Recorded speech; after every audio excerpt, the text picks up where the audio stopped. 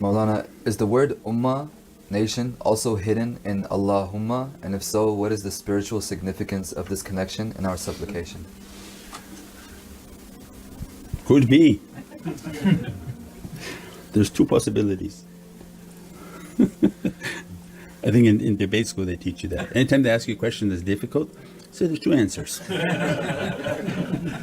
One group that agrees, one group that disagrees. So if you found it, alhamdulillah.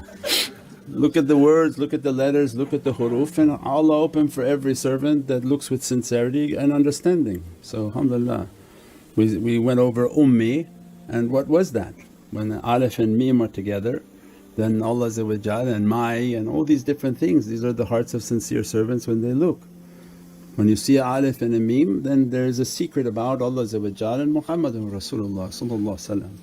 When we said lam, then people are not equating lam to mulk, to creation. So this was always the questions that Mawlana, how is lam to do with mulk? Well, I didn't make the transition there. He says, because the lam is a tongue, and for creation to appear it has to be spoken. Creations don't just manifest, it's kun fayakun. Is that Allah wants it, Prophet kun fayakun gives the command through the holy tongue, and creation now begins to manifest. So every time there's a lam, it's symbolic for a command from the tongue. Allah doesn't have a tongue, so He has a created soul that will speak for Him. Allah Izzati wa Jalali is a might and a power. That's the secret of alif. So also when you write the lam, look at all the different ways they write huruf. Sometimes they write a lam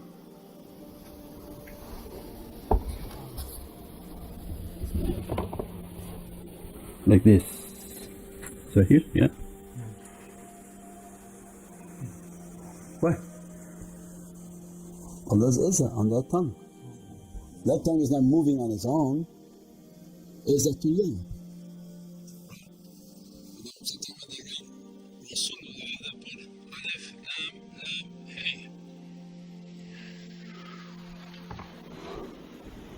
When they say Rasul and then the last lam, and has Allah, because the shaykhs were trying to teach that the Rasul, the one whom speaks for Allah through his tongue, is spoken Allah. The only way you're going to know about Allah is through this holy tongue. This tongue was created to teach you about the Creator. He's a hidden treasure wanting to be known. When you find that tongue that speaks the truth about your Creator, then Allah's happy. You found me. Because many false tongues come and say, Allah is like this, Allah like this, Allah like this. Those are not the tongues of truth. When He came, He brought that Bismillahir Rahmanir Rahim. Imagine in those areas at that time to say that bi-ismi Allah ar-Rahman ar-Rahim. That's not the words of that region, to say that Allah is most compassionate and most merciful. That's a very loving, soft approach. Now we don't really we take for granted, but in that region with those fierce types of character, Prophet comes and says, Bismillahir Rahmanir Rahim. So we never heard this. What is Rahmanir Rahim? What is compassion? What is mercy? They were not compassionate and they were not merciful. They were bearing children. So what did that mean? They only knew compassion and mercy from the character of Sayyidina Muhammad. So it means that this reality of this tongue was going to now bring the haqq of Allah. And Allah created this reality to be known by it. I'm going to send you my most perfected light, my most perfected character, in which you will truly find me and my reality through that.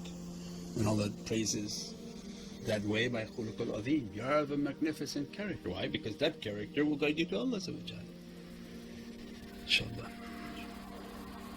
So all the ways the shaykhs would write the huruf in those days, they were putting the secret in the huruf. Sometimes when they would write alif, Allah, they would put alif, lam, lam, or they would put lam, lam, hey, and then alif on the lam, not on the front. Yeah, why? Because I wanted to show you how to get there.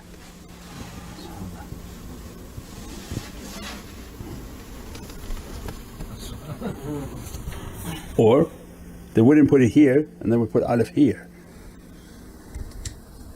right? Because they could teach you this reality. Why? Because you have to go through hidayat. You have to go to this lam, you have to find Prophet in the world of mulk, then to the world of malakut, and Allah will be on his heart. Because qalb al-mu'min baytullah, and I'm not on heaven, I'm not on earth, but I'm on the heart of my servant. This is Mecca, this is Medina. You do it by Hajj, one Hajj take you. You have to have hidayat to go for Hajj, you have to be guided. So you first go to Mecca, and this is the servant of Allah. But you enter to Medina and the alif is lying on the heart of the servant when he's in fana. He's in a state of his death, means he's in the presence of his Lord, and his Lord is present with him. You'll be with whom you love, whom you love will be with you. So when the Sultan says that, means that I'm with Allah in Medina, but Allah's with me in Medina. And people feel a Divinely Presence when they enter into Medina Munawwara. So the huruf is teaching them. So they would put the secrets within the huruf for their students. But now it's just lost. People think it's design, so they just design things the way they want.